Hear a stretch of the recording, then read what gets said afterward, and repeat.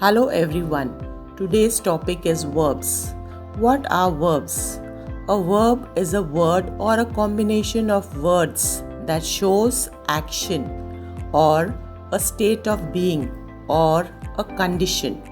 It is the part of a sentence that tells us what the subject performs.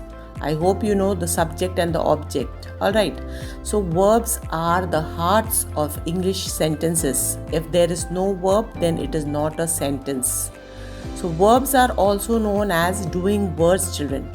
They can express a physical action such as to swim, to write, to climb. Let us take these examples. The doctor wrote the prescription. In this example, the word wrote is a verb, action word, okay? It expresses the physical activity, that is to write. Alison bought a ticket. The word bought is a verb, and again it is showing the physical activity, that is to buy. Understood? Verbs also express a mental action, that is to think, to guess, to consider. Let's take these examples. Peter guessed the right number. So the word guessed is a verb. It is expressing the mental activity, that is to guess. I thought the same thing. So here the verb is thought. Again it is telling about thinking. A verb is also a state of being or to be verbs. Example is, was, am. Let's take these examples. Edwina is the largest elephant in this area. So here the verb is, that is to be verb. Next we have it was a joke. The to be verb is was. Understood? Many verbs perform an action on something. This is called the objects of the verb. For better understanding, let us take up this example. Beverly can eat a whole chicken. A whole chicken is the direct object of the verb to eat. Alright, some verbs have two objects, children. One is the direct and another is the indirect object. The indirect object is the person or thing for whom the action was performed. So let us take this example. Jane read the children a story. So here Jane is the subject, read is the verb. Here you have two objects. A story is the direct object, the children is the indirect object. Understood? So action verbs indicate what the subject of a sentence perform. They can make the listener or the reader feel emotions, see scenes more accurately. Understood? Now, action verbs can be transitive or intransitive. Now, what is an transitive verb? Now, let us read this sentence. The man killed. Is it a complete sentence? No. What did the man kill? We don't know. So, in the above sentence, the verb alone do not give complete sense.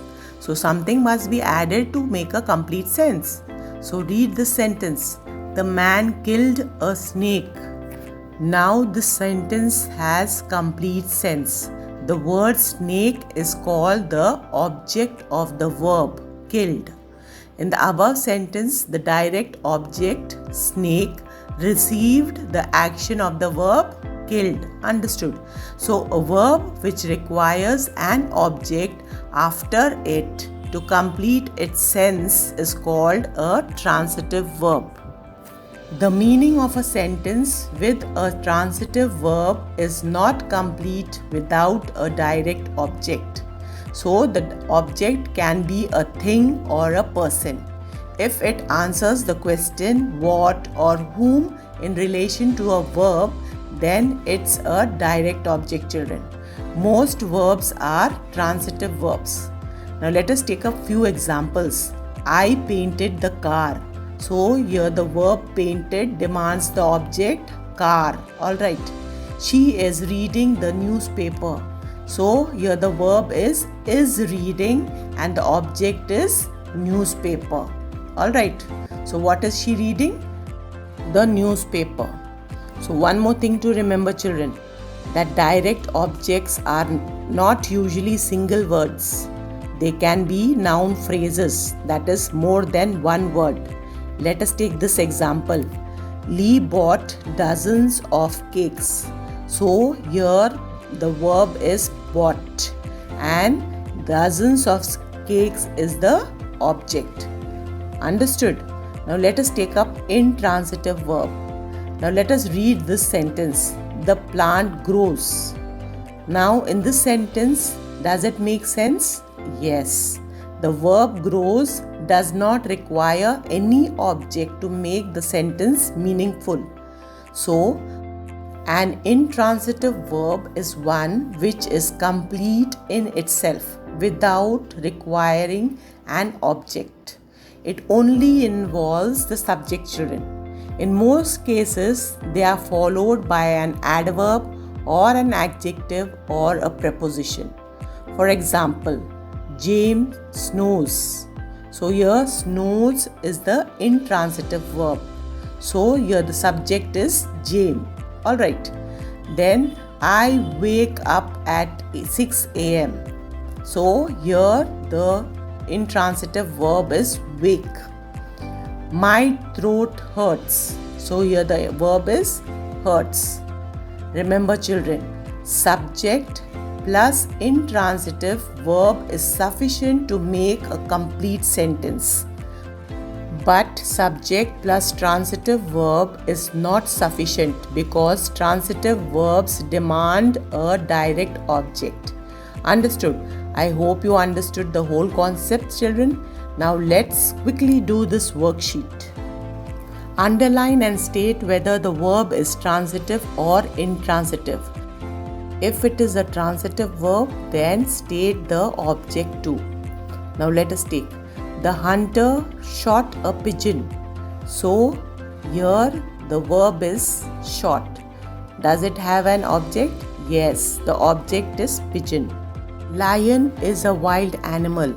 So here the verb is. So it is an intransitive verb. The worker seems tired. So here the verb is seems. So again it is an intransitive verb. The tree will shed its leaf. Now here leaves is the object and the verb is shed. So it is a transitive verb. They arrived after the function. So here the verb is arrived. So there is no object. So it is an intransitive verb. He pulled the chair. So here the object is chair and the verb is pulled. So it is a transitive verb. Aryan jogs for miles every morning. So there is no object and the verb is jogs. So it is an intransitive verb. Ria wants a new dress. So here wants is the verb and new dress is the object. So it is an transitive verb. Today I met my old friend. So here the object is old friend and met is the verb. So it is a transitive verb. Dia became sad. So here became is the verb and there is no object. So it is an intransitive verb. I hope the concept is clear, children. Here is a worksheet for you to practice. So keep practicing.